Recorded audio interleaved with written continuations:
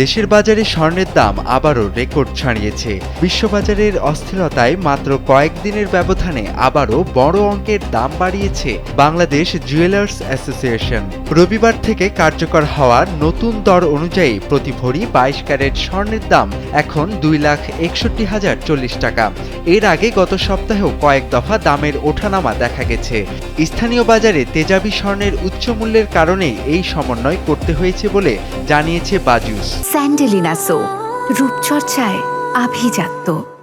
নতুন তালিকা অনুযায়ী 21 ক্যারেট স্বর্ণের ভরি দাঁড়িয়েছে 2,49,143 টাকা এবং 18 ক্যারেট 22,13,568 টাকা।